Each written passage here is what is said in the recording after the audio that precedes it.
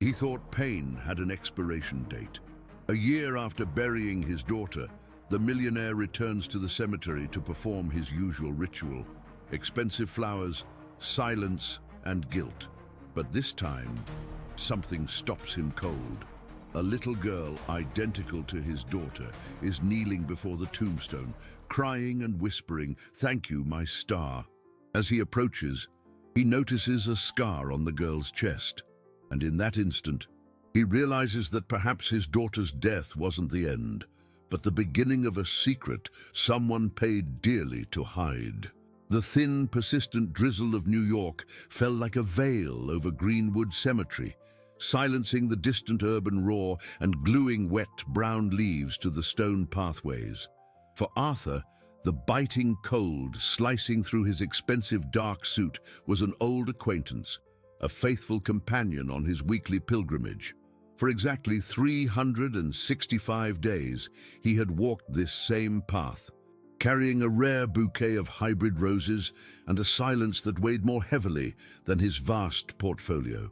Every step between the cold headstones was a deliberate descent into the pain that he, a man accustomed to controlling every aspect of his firm and fortune, could not dominate. Guilt was an implacable creditor, and Arthur came to pay his debt with religious punctuality. The mausoleum of Clara, his only daughter, was an altar of immaculate white marble where he deposited his flowers and silent prayers, attempting to negotiate a forgiveness that never arrived. The accident, as the press reported with surgical detachment, had been swift, a flicker that extinguished the brightest light of his life. He paid for the best funeral, the most elegant headstone, the efficiency of a process that sealed everything too quickly. He bought the silence to avoid hearing the details, but that silence had become his executioner. That evening, however, something shattered the sacred routine. His steps, usually firm and decisive, stalled a few feet from his destination. Kneeling before Clara's marble tomb was a young girl, small, in a simple dress with hair tied in a loose braid. She did not seem to belong in this landscape of wealth and contained grief. In her small hands, there were no imported roses, but a handful of white daisies, likely picked from some modest garden. With a delicate gesture, she placed them at the base of the marble, and Arthur could hear, carried on the damp breeze, a whisper that hit him like a punch to the gut. "Thank you, my star." The voice was a bell, fragile and full of a disarming childish sincerity. But it wasn't the voice that paralyzed him. It was the face. When the girl turned slightly, the profile revealed was a painful copy, an impossible mirror of the past. The same dimple that formed at the corner of her left smile, the same curious tilt of the head when observing something, the same brightness in the large, brown eyes. It was Clara, yet it was not. It was a ghost in flesh and blood. Arthur's heart, a muscle trained for the fluctuations of the stock market and million-dollar deals, skipped a beat. He, a man whose wealth was measured in digits most people couldn't count, suddenly felt poor, stripped of any defense. Instinct propelled him forward, a magnetic force drawing him toward that unbelievable vision. He needed to see up close, to confirm that his eyes, weary from mourning, were not deceiving him. The girl didn't seem to notice him, focused on her small ritual of gratitude. Up close, the resemblance was even more disturbing, almost cruel. He stopped beside her, the shadow of his imposing body covering the small figure. That's when he saw it. The girl's dress, slightly worn, had the collar open just enough to reveal a subtle, thin, whitish line at the base of her neck, just above her chest. A scar, discreet, nearly invisible, but unmistakable to someone who knew what to look for. In that instant, a coldness that didn't come from the drizzle settled in his spine, an internal chill spreading a terrible, sharp doubt through every fiber of his being. A soft voice, tinged with concern, broke Arthur's trance. "Sir, is everything all right?" He turned slowly, his body stiff as stone, Standing a respectful distance away, holding a simple umbrella, was a woman with tired but gentle features. She was the girl's mother, he presumed, the guardian of the small phantom who had just turned his world upside down. The girl, whom he now mentally named Sophia, ran to the woman's side, clinging to her skirt with a confidence that spoke of a deep, secure love. Arthur tried to find his voice, the same voice that commanded boardrooms and closed multi-million-dollar deals, but what came out was a raspy sound, almost a whisper. The scar was all he managed, pointing with a restrained gesture. The woman, whose name he would discover was Helena, looked at her daughter and then at him, her gaze mixing shyness with protective pride. "Oh, yes, that's the mark of her new life," she explained, her voice low so as not to disturb the cemetery's peace. Sophia received a new heart, a blessing. It happened exactly 1 year ago, on the very day that the young woman in this tomb passed away. The word coincidence was insufficient. It was an offense to the magnitude of what he felt. The air seemed to grow denser, harder to breathe, Helena continued, as if needing to justify their presence. Ever since she recovered, she asks to come here. She says she needs to thank the star that gave her a new beat for her chest. I believe deep down she feels the connection. Children know things. Arthur merely nodded, unable to formulate a coherent reply. He thanked Helena with a nod and stepped away, leaving the roses on the tombstone without completing his ritual of silence. The walk back to his luxury sedan was a blur. Inside the vehicle, with the scent of leather and the soundproofing that sealed him off from the world, he tried to cling to rationality. He was a man of numbers, of logic, of calculated investments. Resemblances happened, stories crossed paths, but the image of that scar, that dimple, that way of tilting her head, that was not data on a spreadsheet. It was a splinter lodged in his soul. Arriving at his penthouse, with the view of Manhattan spread out at his feet like a carpet of indifferent lights, solitude assaulted him with brutal force. All that wealth, all that accumulated capital, seemed like dust. He picked up the phone and called an old contact, the director of one of the hospitals where his foundation made generous donations. He spoke with his usual calm voice, requesting a discreet favor, a consultation of old records, citing a research project for the foundation. He revealed nothing, but the urgency in his tone was unmistakable. The answer came 2 hours later, and it was more disturbing than he could have imagined. "Arthur, this is strange," the director said. "The records from that day, specifically the pediatric transplant wing, have gaps. Signatures are missing. Pages seem to have been inserted later. The attending physician who signed the child's discharge was transferred upstate the following week, an atypical move. And there's more. One of the night shift nurses, a woman named Beatrice, resigned without notice and simply vanished. Every word was a nail in a coffin he thought was sealed. In that moment, the memory of Clara's funeral returned with terrifying clarity. The rush, the lawyers handling everything, the casket they insisted was better left closed. For the first time, he realized he hadn't just paid for efficiency. He had paid for silence. A silence that now screamed, and the name echoing in that scream was Beatrice. The night was a long vigil. Arthur, the man whose business empire was built on the ability to anticipate the market and sleep soundly while his assets multiplied, couldn't close his eyes.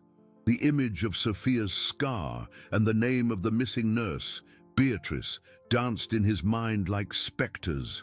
Control, the certainty that had always been the pillars of his existence, had dissolved into powder. His immense fortune, capable of moving mountains in the financial world, seemed impotent to quell the storm brewing inside him.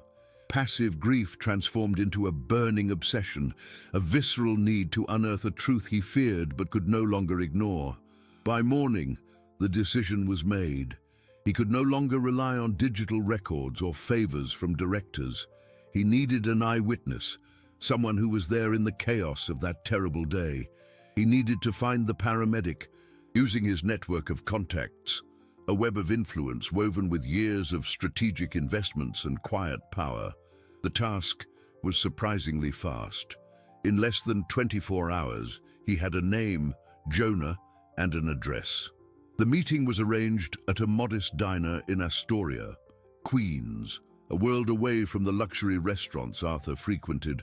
The smell of strong coffee and fresh bagels hung in the air, a stark contrast to the tension that settled at the small plastic table. Jonah was a middle-aged man, with wide shoulders and the tired eyes of someone who had seen more suffering than he should. He was visibly uncomfortable, fiddling with his coffee cup with calloused hands, intimidated by the presence of the billionaire he only knew from magazine covers. Arthur skipped the preamble. He spoke in a low, controlled voice, not like a magnate, but like a father searching for answers. He offered the money not as a bribe, but as a guarantee that if Jonah lost his job for speaking, his family would not be left unprotected. "I don't want trouble, sir," Jonah said, without lifting his eyes. "I just did my job." Arthur leaned forward, and for the first time, his steel mask cracked, revealing the pain beneath. "Please, anything, a detail that wasn't in the report, something you saw." The sincere appeal broke Jonah's resistance. He took a deep breath and finally looked into Arthur's eyes. "It was strange," he began, his voice barely a whisper. "There was a lot of pressure to close the case right there on the road, orders from high up, and the movement at the hospital. It wasn't standard procedure. Your daughter's body was taken by a different team, not the morgues. A private, black-windowed car was waiting out back.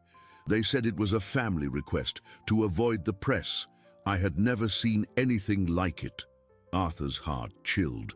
He'd made no such request. His lawyers handled everything.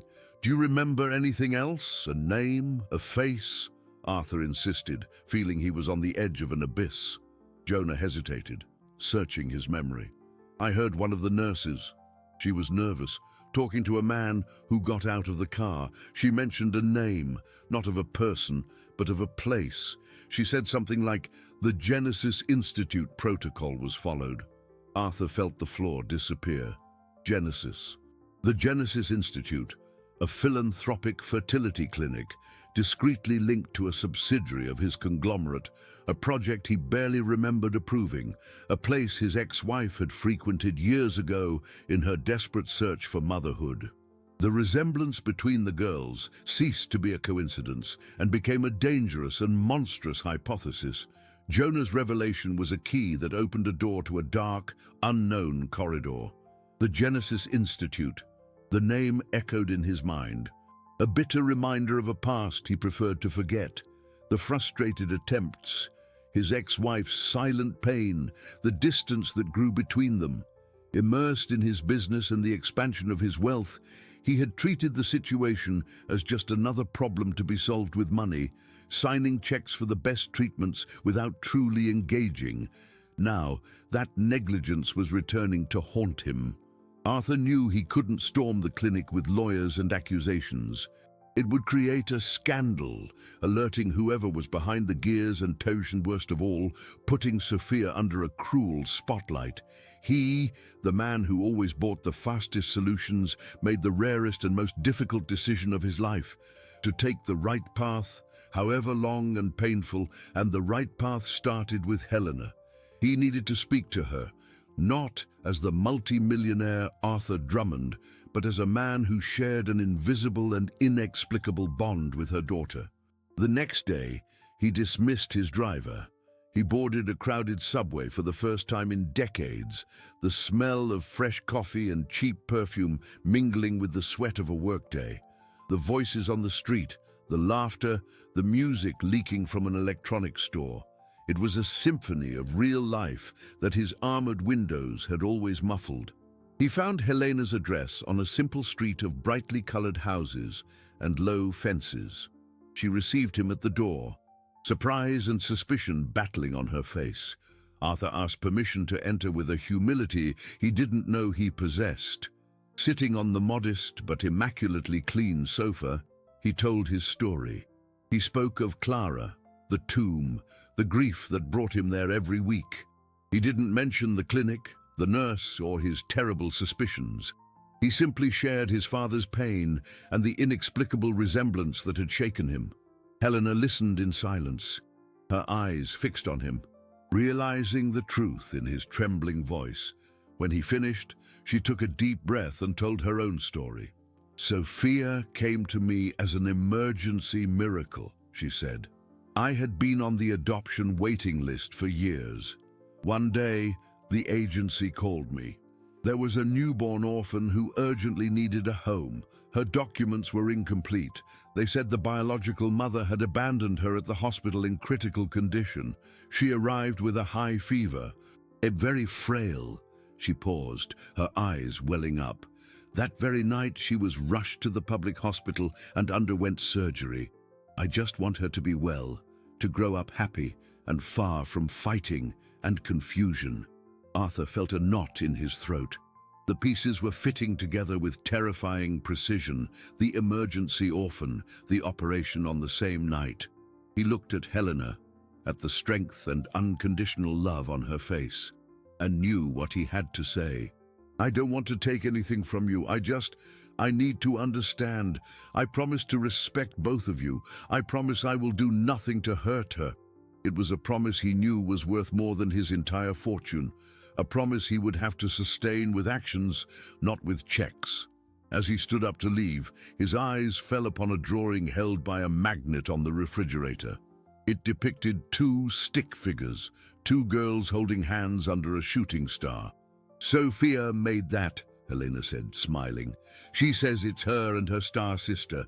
The conversation with Helena solidified two goals in Arthur's mind, goals that seemed almost insurmountable. The first was to uncover the truth, but to do so without desecrating Clara's grave with a public exhumation, without turning Sophia's life into a media spectacle. The second, and perhaps more difficult, was to protect the girl, ensuring her well-being without tearing her away from the woman who had raised her with genuine, palpable love. He knew he was stepping onto a minefield where every false step could detonate an emotional catastrophe for everyone involved. The promise he had made to Helena was not just a formality, it had become the moral compass of his journey. He, who had built an empire on hostile takeovers and aggressive strategies, now had to learn the art of subtlety and patience. Obstacles, however, appeared in a solid block, like an army determined to protect the status quo. His first attempt was through official channels. His lawyers discreetly contacted the public Metropolitan Medical Center, requesting the complete records of Clara's birth and Sophia's surgery. The response was a wall of bureaucracy. The institution shut down, citing HIPAA and internal non-disclosure protocols. The hospital that once bowed to his donations now treated him like an inconvenient stranger. His own family's reaction was even worse. When he shared a diluted version of his suspicions with his sister, Lydia, the guardian of the family reputation, the response was frigid. "Arthur, you are going through complicated grief. This girl is an unfortunate coincidence. You are letting fantasies lead you. Think of the Drummond name, our father's legacy. An investigation like this, based on feelings, could destroy decades of work." His cousin, Richard too, a man whose ambition was as vast as the fortune he coveted, saw the situation as a golden opportunity. He called an emergency meeting with the conglomerate's attorneys, insinuating that Arthur's emotional state rendered him unfit to lead. "He is unstable," Richard said, the concern in his voice sounding as phony as a $3 bill. "We need to protect him from himself, and, more importantly, protect our assets from his impulsive decisions. Perhaps it's time to consider an incapacitation filing for the sake of the business." The threat hung in the air, cold and calculated. Arthur realized he wasn't just fighting a potential hospital conspiracy, but his own family, who saw his search for the truth as a direct threat to the wealth and image they prized so highly. No one wanted questions. Everyone wanted the official narrative, the tragic accident and silent pain to remain intact. The housekeeper, Mrs. Elvira, a discreet woman who had worked for the family for over 30 years and watched Clara grow up, observed everything with worried eyes. She saw Arthur's renewed pain, but also noticed a different spark in his gaze, a determination not driven by profit or power, but by something much deeper. In a gesture of silent loyalty, while organizing contacts in Arthur's address book, she discreetly jotted down his cell phone number on a slip of paper, and the next day, passing by the community daycare Sophia attended, handed it to the director. "Just in case of an emergency," she said simply. "I think he'd want to know." It was a small act of insubordination, a seed planted in uncertain ground that, little did she know, was about to blossom dramatically. The tension increased daily, transforming Arthur's luxurious penthouse into a golden cage. Richard's calls became more frequent, disguised as concern, but filled with leading questions about his meetings and state of mind. Lydia sent messages suggesting therapists and grief retreats, treating his pursuit of truth as a symptom of imbalance. The world he had always commanded now viewed him as a defective piece, a risk to the cash flow and stock profitability. He felt isolated, a general without an army, fighting a war no one else wanted fought. His only silent ally was Elvira, whose knowing glances and cups of tea, offered during moments of greatest anguish, were small beacons of humanity in an ocean of corporate coldness. The phone rang on a particularly grey afternoon, the jarring sound cutting through the heavy silence of the office. It wasn't Richard or Lydia. It was an unknown number. A nervous, hurried feminine voice introduced herself as the director of Sophia's community daycare. "Mr. Drummond, I apologize for the intrusion. Your housekeeper left your contact for emergencies. It's Sophia. She's not well. She has a very high fever, a bit disoriented. Her mother, Helena, works far away. The bus takes too long. I didn't know who else to call." Arthur's world stopped. The dividend spreadsheets, the stock market quotes, the threat of incapacitation all vanished. Only one thing mattered: Sophia. "I'm on my way," he said, his voice firm, the hesitation of recent days replaced by an overwhelming clarity of purpose. He sped toward the public hospital closest to the daycare, the same one where Helena had told him the girl was operated on. The pediatric emergency hallway was a chaos of crying, coughing, and anxious parents. Arthur, accustomed to the silent efficiency of private hospitals, felt like a fish out of water, but the smell of antiseptic and the sight of rushing nurses didn't intimidate him. He found Sophia in a small bed, her face flushed with fever, her eyes abnormally bright. Seeing him, a flash of recognition crossed her gaze, and she stretched her small hand toward him. "The man with the roses," she whispered, her voice weak. Arthur held her hand, feeling the warm, fragile skin. He faced the bureaucracy of admission, the curious stares of nurses who whispered as they recognized the billionaire in such an unusual environment. Without hesitation, he signed the liability waiver, ensuring that all costs, even there in the public system, would be covered by his capital. He stayed by her side, listening to the rhythmic beep of the monitors, a sound that, for a moment, replaced the frantic beating of his own heart. When Helena arrived an hour later, her face streaming with tears and her body trembling with fear, she found him sitting beside the bed, holding Sophia's hand, who was now sleeping more peacefully. He didn't give orders. He didn't call his private doctors. He didn't act like the magnate he was. He simply stood up, looked at the terrified mother, and held her hand too, uniting the three in a circle of silence and shared concern.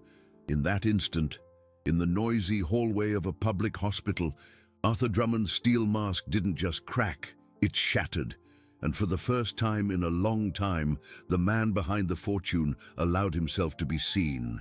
The next day dawned with a deceptive calm. Sophia's fever had broken during the night, and the girl, though still weak, was more alert, scribbling in a notebook Arthur had sent for. The hospital experience had fundamentally changed the dynamic between him and Helena. Her distrust had given way to contained gratitude, and his formal distance had dissolved into genuine concern. They were now two parents, united by love for the same child, a simple and powerful truth that transcended the abyssal differences in their lives and net worths. Arthur spent the morning resolving Sophia's discharge issues, talking to the doctors, ensuring she had the best follow-up care. Returning home late that afternoon, he found Elvira waiting for him in the living room.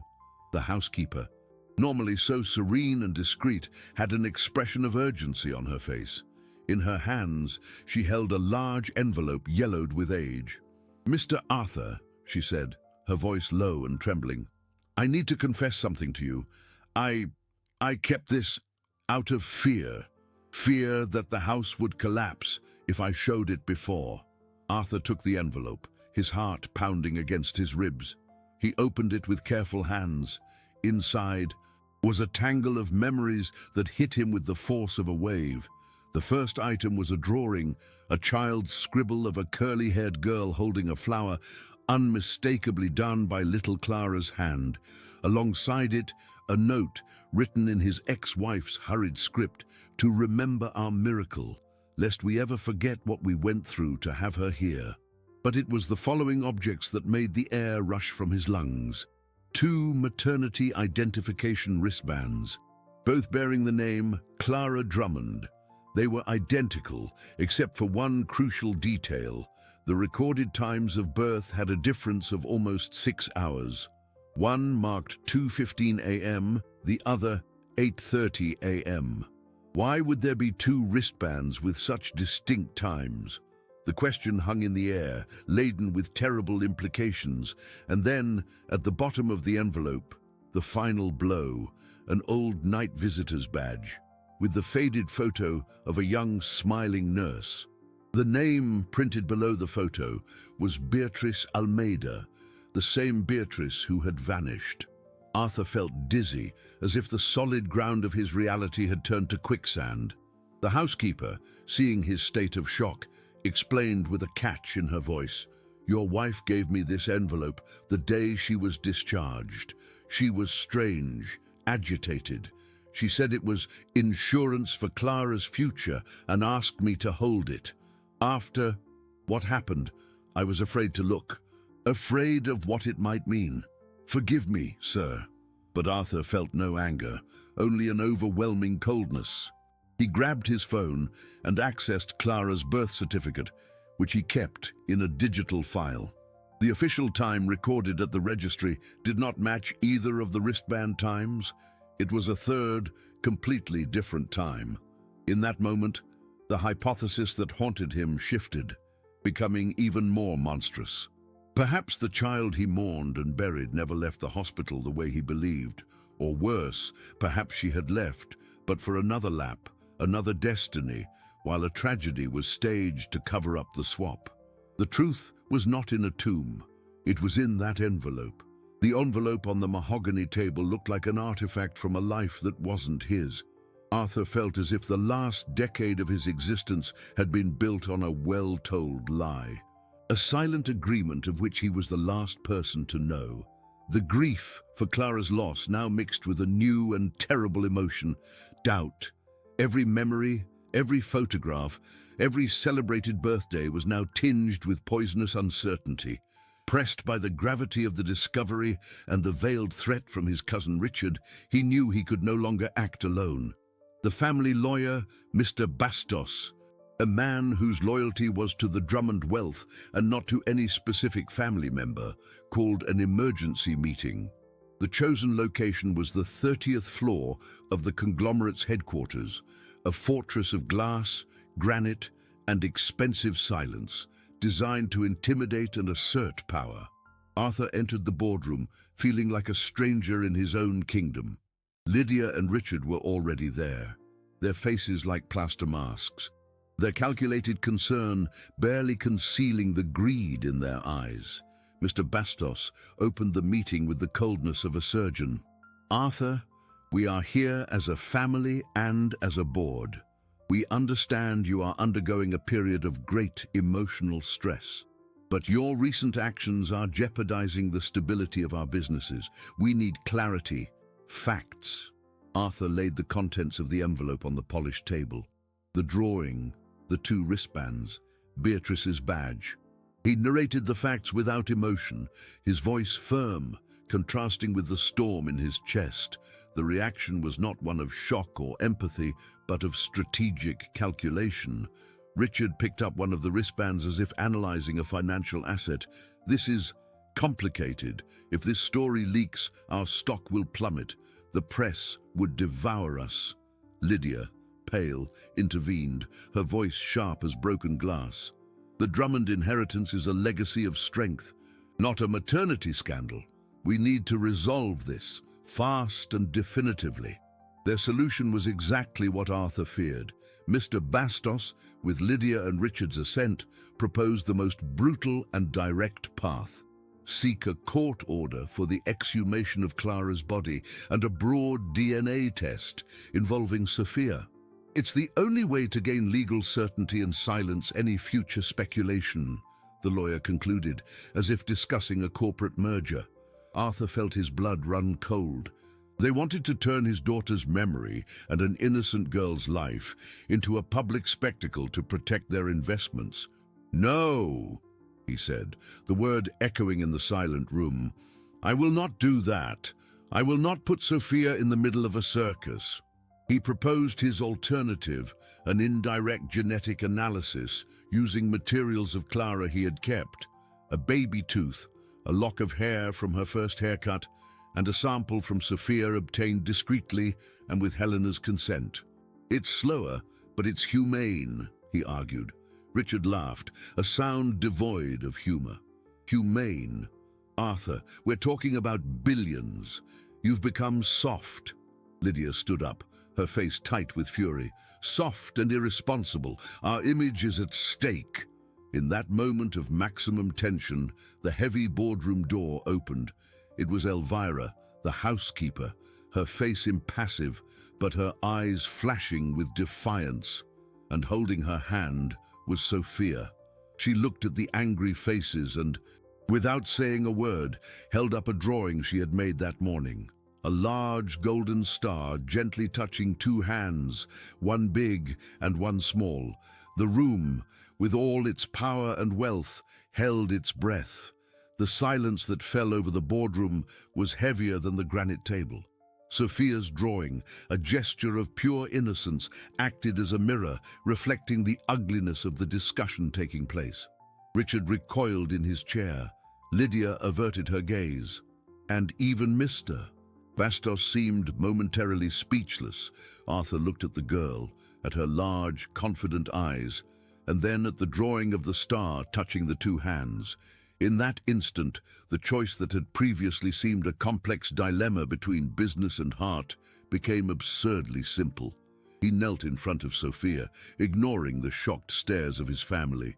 "That's a beautiful drawing," he said, his voice choked. "Thank you for bringing it." He stood up and faced the others. The final decision forged in the fire of that moment. "My answer remains no, and if I have to lose what I built to protect this child, so be it. I will not fail to protect someone I should have protected again." The declaration sounded like a sentence.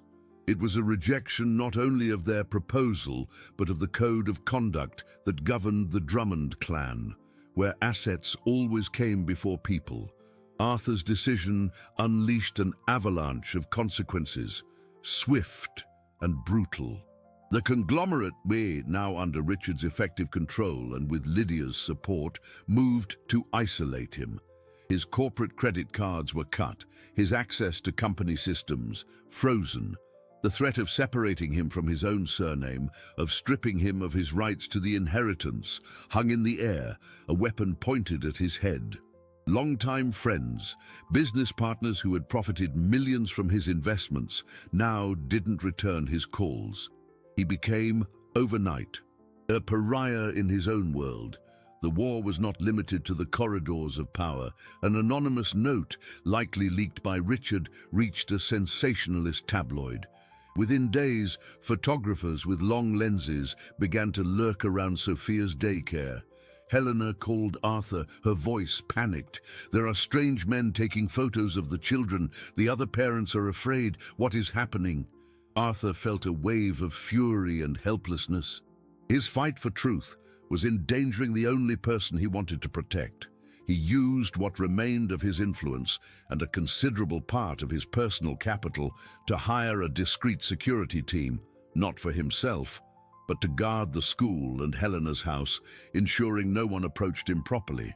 Meanwhile, the adoptive mother, a woman who only wanted peace, found herself at the center of a hurricane.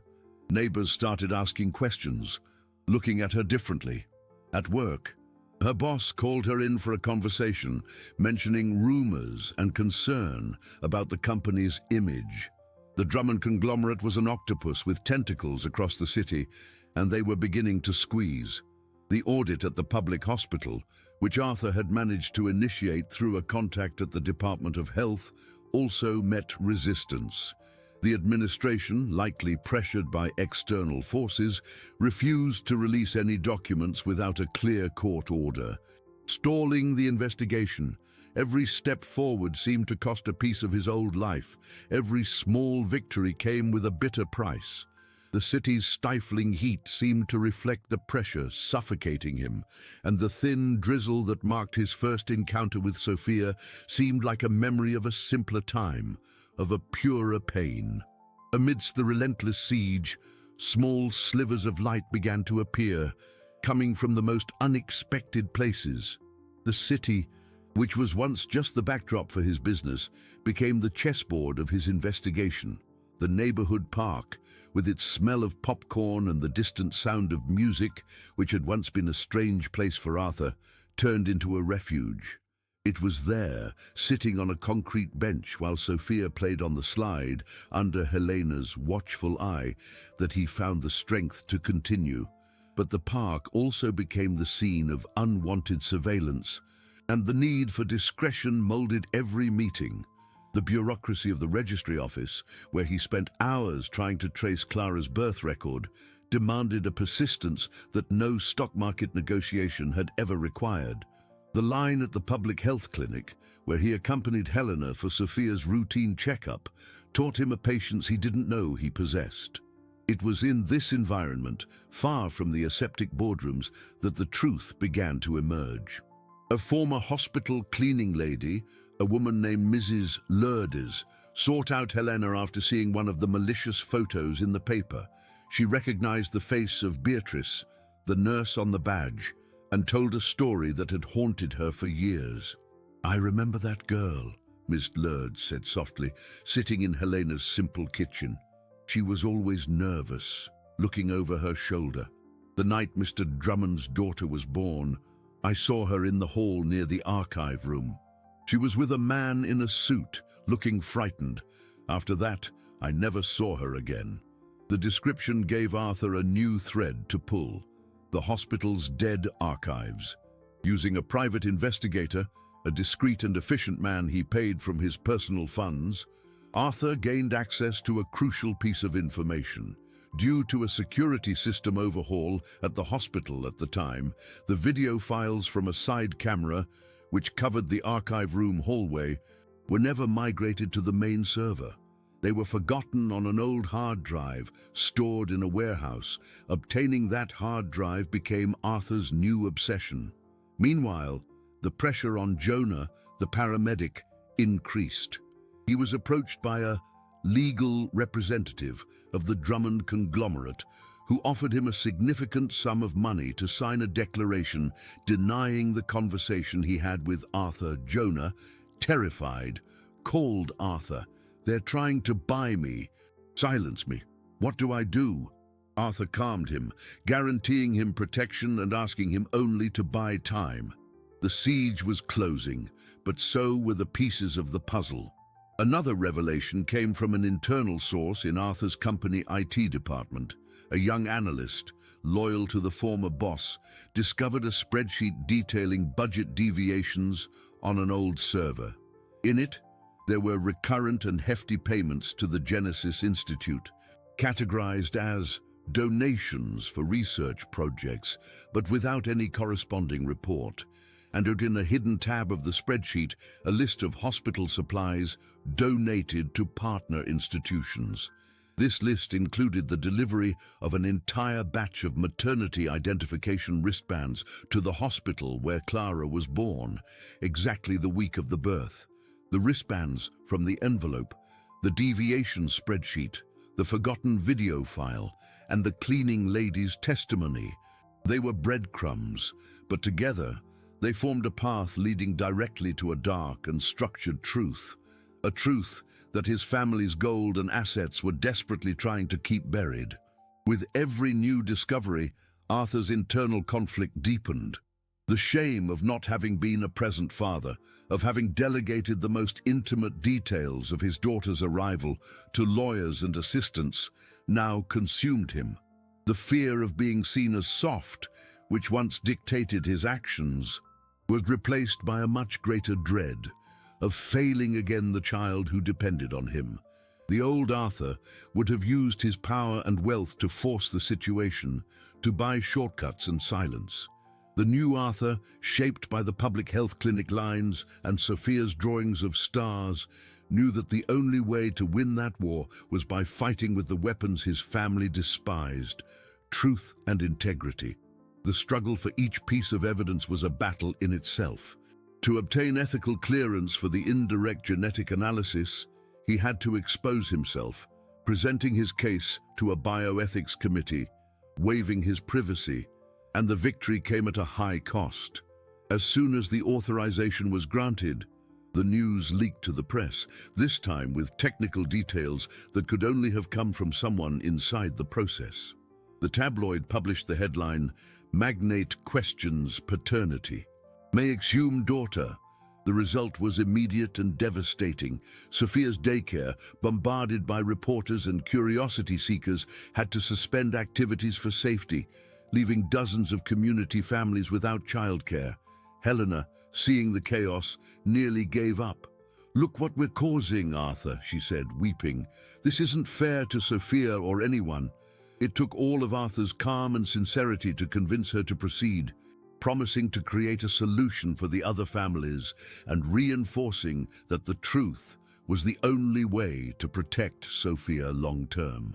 He kept his promise, renting a community space and hiring recreation staff to look after the children while the daycare was closed. A gesture that cost him a significant portion of his personal resources but solidified Helena's trust. At the same time, the subplot of his family thickened. Elvira, the housekeeper, confessed her own anxiety to Arthur. She suspected that Lydia, the reputation-obsessed aunt, had undergone a procedure at the Genesis Institute years ago, something she had always vehemently denied. This would explain Lydia's panic in keeping the clinic's name out of any investigation. Richard, meanwhile, acted in the shadows. Arthur's investigator discovered that the ambitious cousin was making cryptocurrency transfers to an offshore account. The beneficiary was unknown, but the transfer pattern suggested an attempt to buy someone's silence. Could it be Beatrice? The missing nurse was the missing piece, the living link between the maternity ward and the clinic. Meanwhile, the private investigator finally managed to obtain the hard drive with the forgotten video file. In his improvised office, away from his family's eyes, Arthur watched the recording. The quality was grainy, the image black and white, but the content was undeniable. The side camera captured the archive room hallway in the early morning hours of Clara's birth. The image showed Beatrice, visibly nervous, meeting a man in a suit. They exchanged an envelope. Beatrice then entered a small storage room and emerged minutes later. Later, the same camera caught her near the nursery. Alone in the hallway, she leaned over one of the bassinets. and with a quick, almost imperceptible movement, switched a baby's identification wristband. Arthur felt the air leave his lungs. It was the proof, the visual evidence of the swap. It was no longer a hypothesis, a suspicion. It was a fact recorded on a hard drive. The truth, cold and irrefutable, was now in his hands. With the video in hand and the result of the indirect genetic analysis about to be revealed, Arthur knew the final confrontation was inevitable. He could no longer fight this war in the shadows. He needed a neutral arena, where facts could speak louder than money and influence. His personal lawyer, a man of integrity whom he hired after breaking with Mr. Bastos, suggested presenting the evidence to an ethical committee of the State Medical Board in a formal hearing. It would be a way to validate the evidence before taking it to court, creating an official and unquestionable record. The hearing was scheduled for a simple auditorium at a university hospital, an environment of learning and science. Far from the intimidating luxury of the corporate world, Arthur invited his family not as an affront, but as one last chance for them to hear the truth unfiltered. Lydia and Richard attended, accompanied by Mr. Bastos, their faces masks of contempt and disdain, confident that this was just the final desperate act of an emotionally troubled man. Helena was also there, seated next to Arthur. She trembled, but her hand held his with surprising firmness. Sophia remained with Elvira, protected from it all. The session began. A forensic geneticist, a white-haired man with a measured voice, presented the analysis report. He explained the process, the comparison of Clara's genetic material, obtained from the baby tooth and hair lock, with a saliva sample from Arthur and another from Sophia, collected with Helena's consent. The room held its breath when the final slide appeared on the screen. The analysis indicates unequivocal compatibility, the geneticist said. The probability of Arthur Drummond being the biological father of the girl known as Sophia is 99.9999%. A murmur swept through the auditorium. Lydia turned waxen pale. Richard clenched his fists on the table. Mr. Bastos scribbled furiously on his notepad. Before they could recover from the shock, Arthur's lawyer requested the floor and presented the second piece of evidence, the video file. The large auditorium screen, previously displaying DNA charts, now showed the grainy image of the hospital corridor. Silence was absolute, as everyone watched the scene of the nurse Beatrice swapping the baby's wristband. The movement, which had seemed quick and subtle, now in slow motion, was a clear and devastating confession. The image froze on Beatrice's frightened face.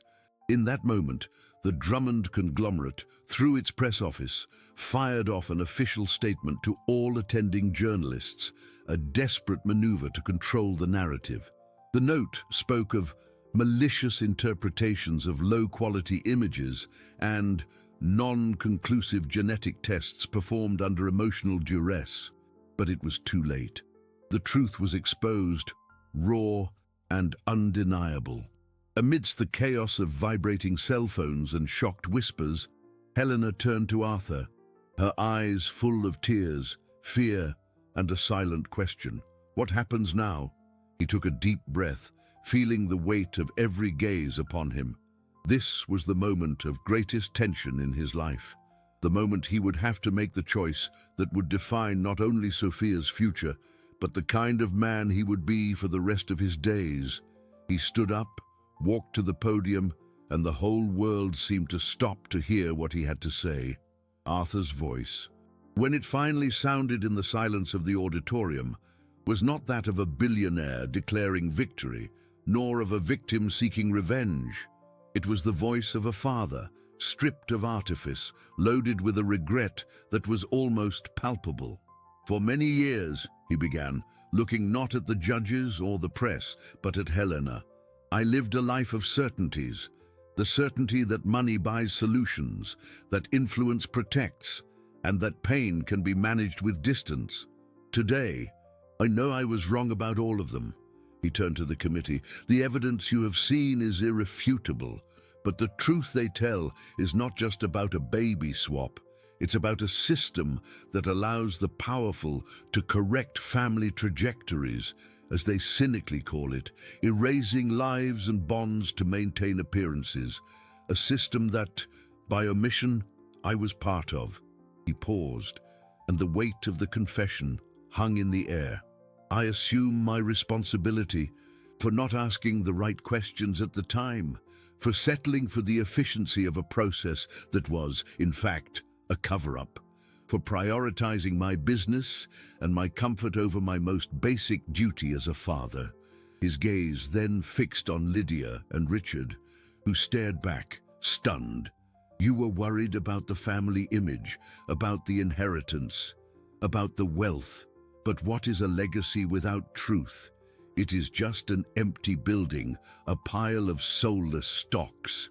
Finally, he addressed the question everyone in the room was asking. This revelation does not change my position. I did not come here to claim possession of a child. Sophia's mother is the woman sitting there, he said, pointing to Helena, who was quietly sobbing. Helena loved her, healed her, raised her. She is the mother Sophia knows and needs. I do not want to take my daughter from the home where she was loved. I want to honor the memory of the child I lost by giving the one who lives the right to have two hands to sustain her, not two sides warring over her. The declaration was a final blow to his family's strategy. He was not fighting for assets or a surname. He was fighting for the right to love and protect without destroying what already existed. The hearing ended in an uproar, but Arthur and Helena left the premises through a side exit, shielded from the chaos by the clarity of their decision. In the days that followed, the main conflicts began to resolve, not with the swiftness of a verdict, but with the inevitable weight of truth. The Genesis Institute was shut down, and a federal investigation was opened, revealing a network of manipulations that shocked the nation. Lydia, exposed and humiliated, withdrew from public life, her obsession with reputation finally destroyed by a scandal she herself had tried to suppress.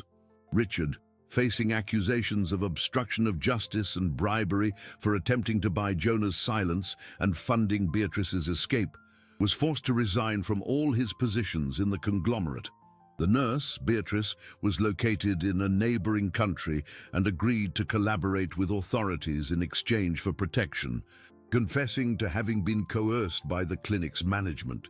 The Drummond conglomerate, shaken to its foundations, underwent a drastic restructuring. Arthur, using his position as majority shareholder, removed the old board members and initiated a process of transparency, creating a foundation to help victims of similar crimes, an act of reparation worth more than any dividend.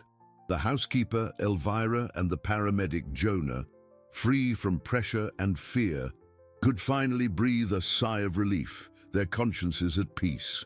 The narrative arcs were closing, not with fairy tale happy endings, but with the justice and dignity that real life allows. A month later, the air in New York was clean, washed by a summer rain that gave way to a vibrant blue sky. The drizzle that initiated Arthur's journey seemed to belong to another life, to another man. He and Helena walked side by side down the pathway of Greenwood Cemetery, no longer strangers united by inexplicable grief, but partners in a new and complex family architecture. Between them, skipping and humming a childish tune, was Sophia, the girl, now aware of her story in a simple, age-appropriate way, carried a single red rose in one hand and a white daisy in the other. She did not see the tombstone as a place of sadness, but as the garden of her star sister. They arrived at the white marble tomb. The sight was different. Arthur had the cold, formal inscription removed and replaced it with a simple phrase, "Clara, a star that shines in another sky." Sophia approached, and with Helena's help, placed the two flowers together in a small vase, the rose and the daisy touching. a symbol of the union of their two worlds. Arthur observed the scene, his heart squeezed by a mix of longing and overwhelming gratitude. He removed the luxury watch from his wrist, a solid gold piece that had belonged to his father and for years had marked his time in meetings, mergers, and acquisitions. It was a symbol of the power, control, and wealth that had nearly blinded him to what truly mattered. With a solemn gesture, he placed it on the cold stone of the headstone, like a soldier laying down his arms at the end of a long war.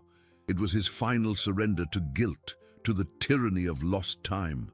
He leaned in and whispered, the words carried away by the gentle breeze.